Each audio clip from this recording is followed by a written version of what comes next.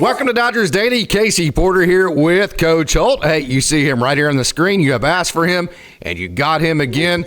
Not going to lie about it. He's not in a very good mood today, Coach.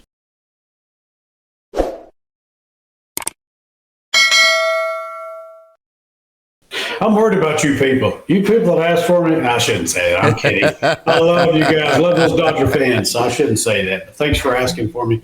No, I'm just probably like most Dodger fans. Can't stand the Padres. You lose 2 out of 3. So, yeah, I'm a little pissy today, Casey.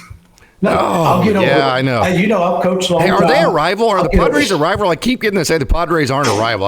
I don't know. I can't stand them myself, but I don't know. They're becoming, I guess, somewhat of one. It's always been the Dodgers and Giants. That's the age-old rivalry, I guess. You go there, and then we all got to where we hated the Astros for a while for obvious reasons, but we don't play them enough to have a real rivalry. I guess the Padres are, but when they go back to sucking again, which they will, we won't. It will happen. Coach Holt is bringing his A game. You have your fan hat on today, don't you? I got my Dodger hat on today. I'm a fan today, and I'm proud of it. Let it rip, Coach. I'm not either way. I'm always going to be a Dodger fan, love it. But it's just like when I coach Cage, of course, you played for me. I was kind of pissy on some of those days too. So, but the big picture, I love the Dodgers, always will, and I'm always going to be in their corner and supportive, just like always when I coached you, even though I might have been mad at you one day. I still loved you. We're going to keep on. 35 years later, we're still here. Here we are. So. No doubt about that. And a good thing is, one of the beautiful things about baseball is you get to play every day. It's not like football where you have to sit around for 6 days and stew about it. So, hey, you lose 2 out of 3 at home to the Padres. There's not a whole lot that is good about that. Sure. But what were the good parts of it that you saw this weekend? Well, the highlight for me is the game Gavin Stone threw out there, and then surrounded around that, you find out BobbyMiller's out for 2 weeks. You hope that's all it is. We know our bullpen is getting used, it's getting taxed.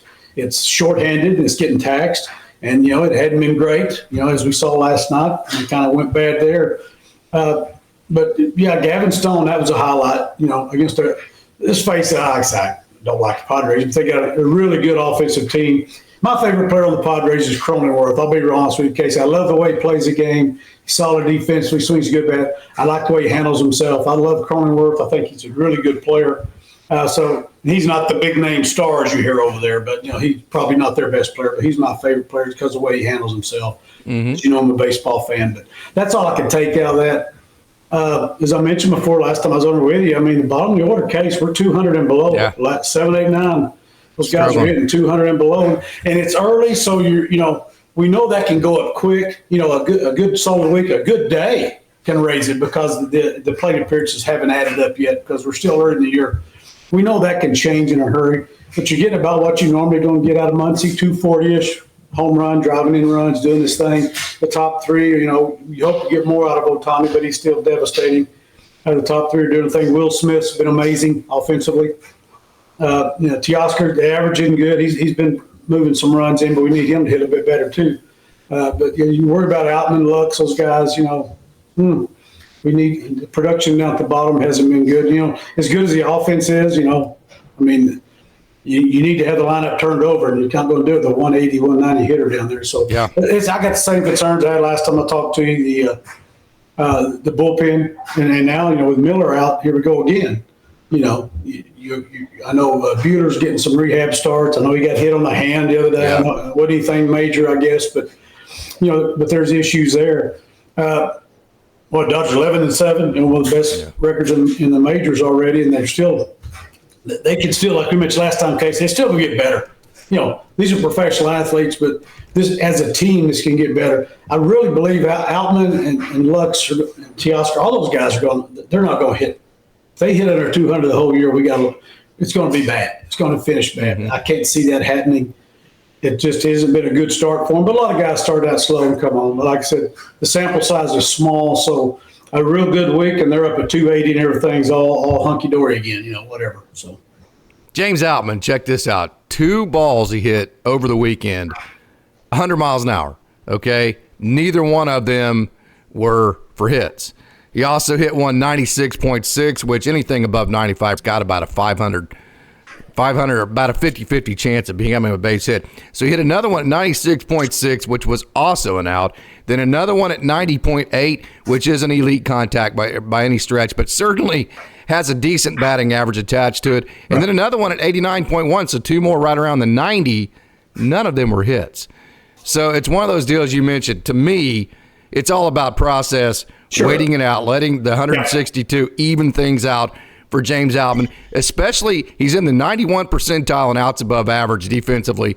So he's playing really good defense. We see him score from second to home on base hits to left field, which isn't always easy.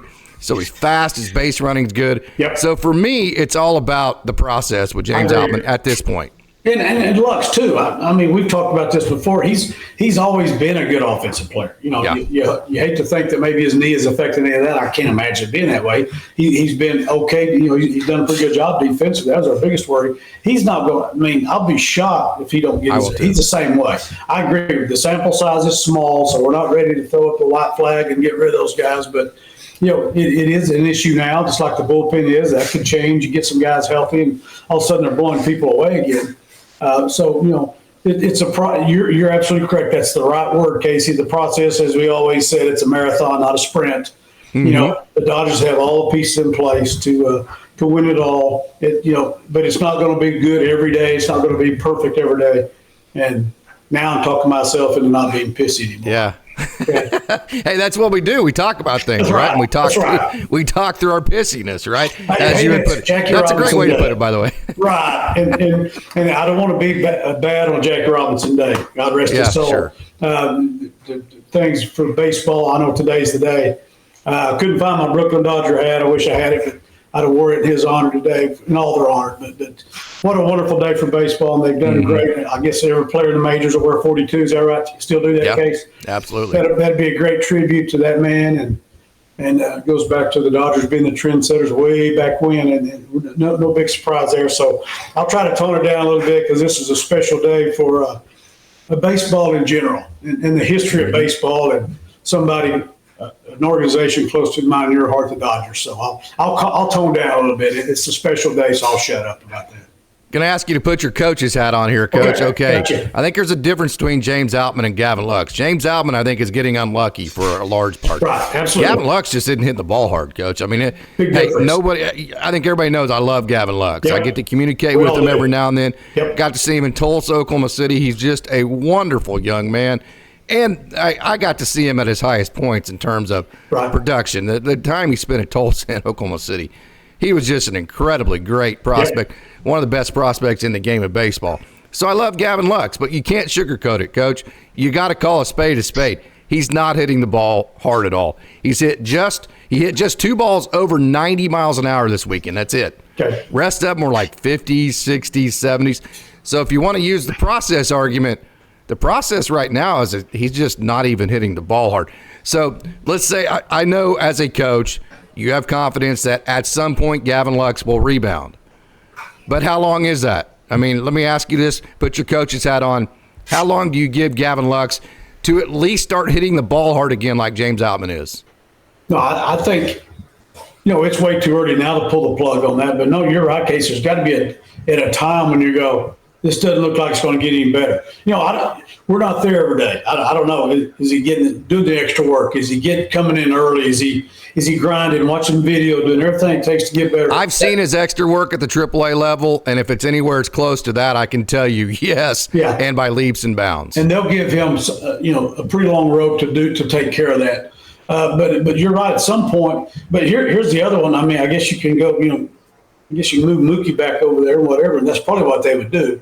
And go, Miguel at shortstop or whatever. But I think they're going to ride it. But I think at some point, maybe in a couple of weeks, but still, as the sample size goes up, as we mentioned, the process, as the at bats go up, you don't see that. And you're absolutely correct on the Alman stuff in him. We've all seen it. We've played with it. We've coached it. Those guys they get into stretch, hit everything on the screws. There's always somebody right in front of it. Yeah, you're just like, oh my God, they're going nuts over here. And then again, as we know, you'll get fisted and get a double, get a parachute down the opposite field, down by the line, and get a double, and everything's okay. So that's the process. And Alman hit the ball hard. You're just like, hey, that's fine. Those are going to start finding some holes. He's squaring things up. We do that on a high school level. You watch him in the cage, the guy's squaring things up. He's barreling everything up. He's going to be okay. You're right. That is a big problem when you show faith. I mean, we've got a couple instances right here on our high school team. You show faith in kids. I know he's got it in him, blah, blah, blah. Then at some point, our season's a lot shorter. But 10, 15 games in, we have to pull the plug. Yeah, right. In their case, I love your brother, but yeah, it's exactly what it is, and it's usually not because the kid's not working hard. It's like, don't ever yell, throw strikes, kid, because everybody's at some point the process has to end and the results have to be what you make your decisions on. Absolutely, you have to, and there'll be a time for the Dodgers that'll come too. I say somewhere around June. There's that old saying in baseball, talk to me in June. Yeah. I think I would go with that guideline. The dog days of summer, they'll be coming through July and August. I'd say sometime in June. I agree with you on that. If it's still hovering around that 200 and below, I can see him. We got to move on with something. Good thing for him is he's playing good defense, because if he was playing terrible defense, he'd probably already be out there. He'd probably already be in Oklahoma City, trying to get better, learn how to play the outfield or something. So credit to him. He's still playing well defensively, better than what a lot of people expected. So that's a credit to him also. Yeah, interesting that the Dodgers fans, they lose their mind, it seems like, on Alex Vesia. ERA 2.89 this year. He was one of the best relievers in the game from July on last year. He had a really good spring training. So the bullpen, it's definitely been a concern. I have my theories on it. I won't spew too many of them here, but let's just stick to some hardcore facts here. Daniel Hudson, 2.25 ERA. Evan Phillips, 1.17. Alex Vesia, 2.89. Ryan Yarbrough, 3.07. Kyle Hurt got optioned. He had a really good outing. Nabil Crismatt, thank God the Dodgers held on to him. Got to see him Friday night. That curveball was legit. It was a professional outing from Nabil Crismatt. It was simply fantastic. Dinelson Lamet, he also was very good in a different way. He had the high spin rate, the high velo, not quite the command, obviously, that Nabil Crismatt had. Those are three guys that had success that were either optioned and or DFA'd. Okay, so I think between that, the DFA situations and wanting to plug holes, I said it when it happened. Hey, you're trying to win battles and you're losing wars by doing it. I think you're seeing the effects of that, and it's creating chaos, and it has just kind of that snowball effect. You talk about that snowball effect. Hey, what I do this game is going to affect something that might happen 2 weeks from now. So I think that, plus the fact that you've had injury with Brusdar Graterol and Blake Trinan, and then also Ryan Brazier and Joe Kelly haven't been perfect like the Dodgers needed them to be, with the margin for error they don't have right now with the injuries. So I think all of that combined has played the factor with the bullpen. I will say this, the bullpen was up and down through about July last year, and from that point on, it was, I think, the best bullpen in the game. The front office will fix this. No, I agree with you. That was a big issue last year. And as we mentioned before, old history, but the young kids came up and gave us great starts, and the bullpen came around. That's why the Dodgers ended up winning by 13, 14 games, where they won the division by. I totally agree with it. They will get it fixed. It's not going to stand pat there right now. You know more about this than I do. Bullpen's getting taxed. They're getting used quite. I mean, of course, we had 14 walks yesterday. Our starter walks 8.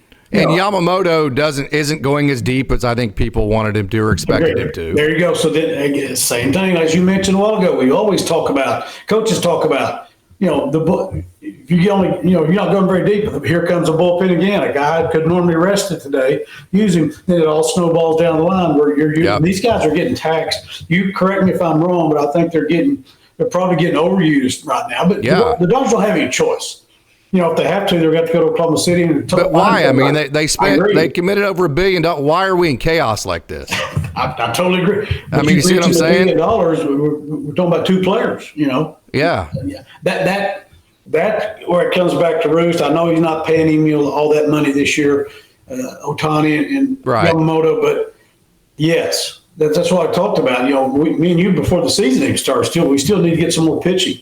You had the resources to do that. We've seen some guys sign, going to other teams, starting pitchers and guys of that nature are still out there. So, No, it's just frustrating, and it's a team that's all in. And you don't have your bullpen is not short up. I agree. That's the bottom line. We're bottom line people. I know you are. I am too.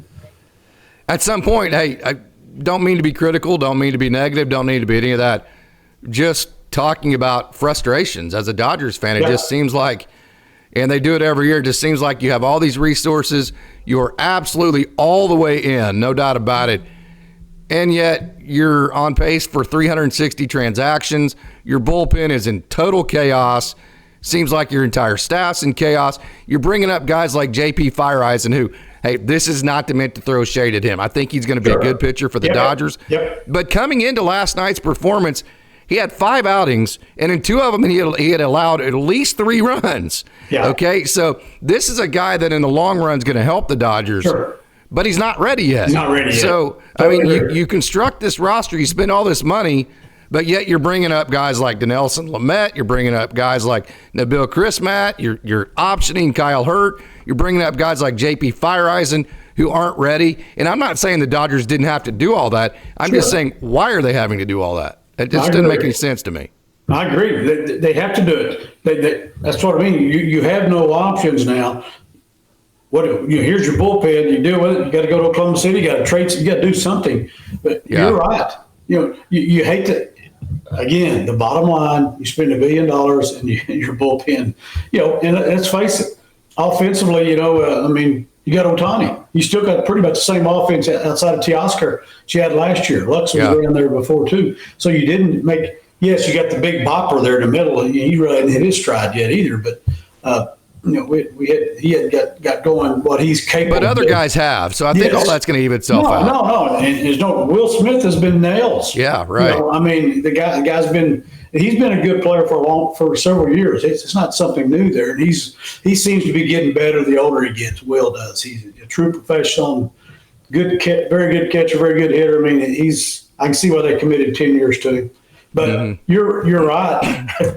Why are we in this position? Yeah. But we talked about before the season even started. Again, we're not the guys with the checkbook and all the analytics in front of me and all the many people working. But we're not the Pirates either, man. No. I mean, the LA Dodgers should be able to be less chaotic than this. No, you're right. You're absolutely correct. And here's the thing about it. We know we're pretty sure it's going to get better, but it can get worse. Case that's the other. It can. That's a part we cannot get away from. It can still get worse. So before you get in there, because we know we got great front office staff, minor league people, off the charts. They know what they're doing. They're going to get it fixed. But they're not also in charge of injuries. That's some stuff that happens that's beyond people. But they are in charge of signing guys who are injury prone, like a JP Fireeisen, like guys like that, right? No, you're absolutely correct. We talked about that in the preseason about some guys to pick up, and you always look at those histories, the history of their injuries. Do they wear it down? They look at everything before they make those moves. You're right. They have to make those. They have to do that. Yeah, you're in charge of that. You're absolutely correct. You have to make tough. You still have to make tough decisions. This computer ain't gonna make tough decisions for me. It comes right down to it. Dave Roberts has to make tough decisions sitting in that dugout. He don't have a computer in his hand. He's got to go on feel. He's got to go on experience. He knows his ball club, what's best for his ball club. That's why he's got to make those decisions. Computers can only take you so far. And in the regular season, he's been really, really, really good. I think all Dodgers fans would have to agree with that. He's been a great regular season manager. Okay, so one more nitpick from me because, again, the Dodgers are in first place by 2 games. They're 11-7. It's been a successful start to this season. Just totally frustrated on this Monday morning, right? That's all we're doing right now is venting frustration. Okay, and the 2 losses this weekend, Coach, the Dodgers scored in just 4 out of the 20 innings, and of those runs, almost all of them were created via home run. One of the biggest concerns last year, started bringing this up at the beginning of the year, and I'll be darned if it didn't roost itself. I think when you rely on boom and bust, home runs, it just makes the playoffs way too unpredictable.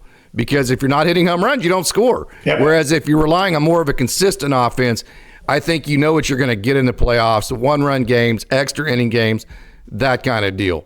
So are you worried about them becoming too much boom or bust, or is that just one of those small sample sizes that I'm just frustrated on Monday morning? No, I agree with you on that. I'm still worried about being boom or bust because when you get the playoffs, they got them spaced out enough. Now you're seeing dudes. Yes. You're not seeing downline guys. You get in the freaking playoffs, you're seeing everybody's dude. You're seeing people even run a sacrifice bunt. I still go back to that last year. The Diamondbacks and the Phillies ran 3 in 1 inning. Bunt the damn ball when you're supposed to, right? I mean, move a runner and get him in and win the game, right? You wait till October. We talked about that then. I remember texting Coach Lees that night. Can't believe what I'm seeing. 1 inning, 3 sacrifice bunts because the Phillies and the Diamondbacks are trying to win. I don't get. You can do that in the regular season. I don't know. Neither one of us, you or I, Coach, neither one of us really like bunting. Don't get me wrong. We don't like bunting. But we do believe, even for the Dodgers, there is a time and place where the game tells you need to bunt to win this game. And you got to be able to do it when the game calls for that. Move somebody around. Get a guy to third base less than 2 outs. You got a guy coming up as a fly ball hitter. Worst case scenario, he flies out, we score a run. There's a lot of ways to look at that. Move. I don't know how you can ever go wrong on any level. Again, I'm not a major league manager or player, never have been either one, don't claim to be, but without moving runners. I don't understand how you're not going to be as productive as you could be if you're not moving runners. I know there's more stolen bases, whatever, going up. Whatever. That's one way of doing it. But you can, and you can hit behind a runner. You can ground out, got second and nobody out, hit a ground ball. Make your outs productive. Yes. You can, as I've told kids 1,000,000 times, you have to, you can do your job without getting a hit. But hit a ground ball, hit me a 12 hopper to second base, or move the guy to third, whatever. We've got a guy at third less than 2 outs. The infield's back. Give me a 12 hopper in the middle of the infield. We score a run. You're 0 for 1, but you did your job, and everybody in the dugout's going to high five you. That's the way baseball's played. That part hadn't changed. Again, all the launch angle, all the fancy hitting terminology, blah, blah, blah, and all this and that. Baseball is still about moving runners, getting outs, do it all. It's the same formula of winning. It is. Dodgers are 5-5 in their last 10. I brought this up on the last show on Saturday morning. I would love to get your thoughts on this, but hey, it's kind of like football. You've coached football at a high level and baseball at a high level, both. You played both sports. And so, in football, that first game of the year, teams have spring football. They have the entire offseason to explore exactly how they think you operate. So they come into that first game of the year absolutely more prepared for that team that they're playing than any other game. Because for the rest of the year, they have one, maybe if you have an off week, maybe 2 weeks to get ready for an opponent. But you have 6 months to 9 months to get ready for that first game. So some of the worst games for the Dodgers, now they've lost 3 times to the Padres, have come against the Padres, who was the first opponent this year. Is it too tinfoil hatish just to think that the Padres did a little bit extra homework on the Dodgers in the offseason because they knew they were going to be the first series? I don't think that's off. That wouldn't be off the charts at all. I can guarantee you in football, if if you're playing a quality opponent the first game, you're working on them all summer. Well, why not? I mean, you're planning ahead. No, I don't think that's not football mentality. That's being smart, getting ahead of the game. Plus, you're going to play them. How many times these division people play each other? 21, whatever. How many times it is? You're going to play them anyways. You're going to play them a bunch anyway. Plus, we're going to start the season with them. Why not? You're prepared for that. Get ready for that. Set up our pitching that way. How we're going to attack them. We've had the Padres, number big time in the regular season in the past. Maybe we don't now. I don't know. They got a different manager. You just don't know. I don't know what goes on over there. I know they're very talented. They have a better vibe this year to me. I think losing Juan Soto has been addition by subtraction. Yeah. And like I said, you got enough of the. Like I go back. I love the Cronenworth kid. I think he's an awesome player. He carries himself. He does things. You've probably got enough of those to offset anything crazy than Machado or Tatis. And maybe they're not that way. Maybe that's just the way we're looking at them. I mean, Tatis agreed to play right field, right? That's what I'm saying. And he's a freak athlete. There's something there that the guy, there's more to these guys maybe than what we see. I agree with you. Maybe so. And Machado hates the Dodgers. Yes, he plays the Dodgers. His entire goal is to kick their ass. And then what has he been doing? I read again today. 6 home runs the last 10 times he's played. And he's good enough to do it, Our fans need to quit booing him. Right. Thank you. He comes up it's making him better. The whole stadium's booing him. He hits one 418 to dead center last night. Flips his bat in his own dugout. Whatever. The guy's a talent. What I don't know. We keep doing him. They don't. I can't stand the guy personally. Sure. I didn't like him when he was with the Dodgers, but you got to give him credit. I agree. You got to do it. Like I said, Tatis. I'm like you. I think there's more to him than what we've seen. He looks flashy. Maybe he's figured it out too. I used to hate Kobe Bryant when he was a younger player. I thought as he got older, I loved the guy. He became a team. He became what Michael Jordan was. I'm going to get mine, but I want the team to win. I'm going to do whatever it takes. If I have to get 15 assists tonight, I'm going to do that for us to win. If I have to score 50, I'll do that. That's why I just loved Kobe. The older he got, he got it. Talent was always off the chart. Maybe it's the way you're seeing with Tatis. Those guys.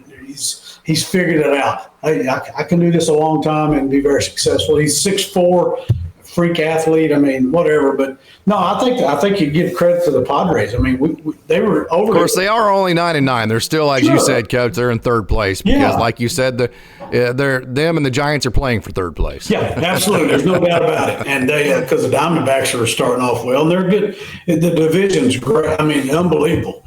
Like it used to be, some back in the old days. So. The world champion come out of the division several years there, but it's going to be fun. Maybe have some grouchy Monday mornings again, but that's what it's all about. I'm already over it, Case. Just seeing you and talking about the Dodgers. Absolutely. And I went back to Jackie Robinson Day, so absolutely. I'm all good. I'm all full of love now for, again, rest his soul, Jackie Robinson. Yeah. Thank you for everything. And let's finish on a really nice note here. If Gavin Stone is not in your trust tree, that's okay. He will be. Mm-hmm. If you saw him at UCA like I got to, if you saw him with the Great Lakes Loons to end 2021 like I got to, if you got to see him in 2022 with the AA Tulsa Drillers and the AAA Oklahoma City Dodgers, if you know anything about Gavin Stone, he will be in your trust tree. Trust me. I get it. Dodgers fans are like, hey, what have you done for me lately? That's how you should be. You're a team of the Los Angeles Dodgers that need to make it to the World Series. It's World Series or bust. That's how you should be. Don't ever apologize for that. Don't apologize for the fact that Gavin Stone's not in your trust tree because you haven't seen him at the major league level enough. I get all that. He will be. Give him the proper runway. He will be. We saw the adjustments that he made in the offseason where he added the sinker back. That right turn that he was coming in on the hands of those hitters that gave that also rising effect. He threw probably 24 pitches that turned right, and it looked like they were rising in on the hands of the hitters. Then he had that little cutter turning left, and then he had that changeup that tumbled and turned right. That's the Gavin Stone that we saw make the adjustments last year that had the ridiculously great performance in the playoffs for the AAA Oklahoma City Dodgers. And let me just say this. Those are the adjustments he made last year. Gavin Stone's always been a champion. Gavin Stone's one of the most competitive human beings on earth. He hates failing. And so those are just the adjustments he made last year. What the important part of that is you need to understand that Gavin Stone's going to make whatever adjustment he has to make to have success. And by the way, he hit 97, so the talent is there as well. So super impressed with Gavin Stone. Well, you've hit a great point there, just not only about Gavin, but in general. We as fans, I'll go back to being a Tony fan. We don't give these kids enough credit. They're all kids, they're all younger than me. Yeah. Enough credit for, we don't know. I'll go back, like I said about Tatis. I don't know what the young man's like. He's probably an awesome young man. But they're not at the major league level without being good people who work hard. I'm not saying everybody at the major league level is good people. I'm not saying that. They're guys who are accountable. They work hard. They don't rest on their laurels because there's always somebody waiting below you to take your job. That's the thing about Major League Baseball. They don't quit going to sign all the guys in the Caribbean and the Puerto Ricans, and guys, these 17-year-old phenoms. They don't quit signing them just because you're having a good year. Yeah, I don't think we give these guys enough credit as in general. Of being what they do on game day, before the game, and all season, that sort of thing, because they're not where they are if they don't have that type of work ethic. There's very few guys that's ever made it just because they were just good at it. I don't like to play baseball. I've heard guys talk. Matt Holday's talked about a guy like that. I don't like to play baseball. I'm just good at it. There's a few and far between. The rest of them are the Matt Holdays of the world who have to go change the way they eat and start lifting weights because I'm moving from third base to the outfield. Exactly what happened to him his first year. He had to change and do things. That's what those guys do. And I don't think it's like you said. Stone's not where he's at because he's walking around, acting like he's good. He's putting the work in, and he has the talent to do that. So yep. I totally agree with you on Gavin, and let's give him his due because when you get in the big leagues and they shoot you back down to Oklahoma City, you can do one or two things. Yep. You can get down there in the water and be a big baby and never come back and go tell everybody how you got screwed over, or you can work your tail off and get back like what he's done and what some other guys have done. Those are the ones. Those are the guys you want in your clubhouse. Talked to Jack Murphy, who is a professional scout in the Dodgers system. Also have talked to Tom Kunis, who's on the amateur side. Both of them, to a man, have mentioned it's a growth mindset. We want guys who don't think they already have everything figured out. That's what you kind of hit on right there. Yep, absolutely. Because we know that's not the case. If you got a guy like that, as they always say, Case, the age-old story, you're either getting better or you're getting worse. Nobody stays the same. Yep. So if you think you got it all figured out, I don't really want you because you're fixing to get worse. You don't stay just right there. So I think it goes back to the same thing. The old way of winning baseball game to say the old way of being successful is the same. You don't either get better or you're getting worse. Hey, Coach, I know I feel better after getting to talk to you about all this stuff today. I hope you feel better. Most importantly, I hope all of the fans feel better after watching this show, too. Maybe they don't. Maybe they feel worse, but hopefully that's not the case. We love them anyway. We love those Dodger fans. I love you, Coach. Love looking at your face. Love getting to talk to you. This is so much fun for me. Love all you fans out there, and thank you so much for tuning in, and go Dodgers.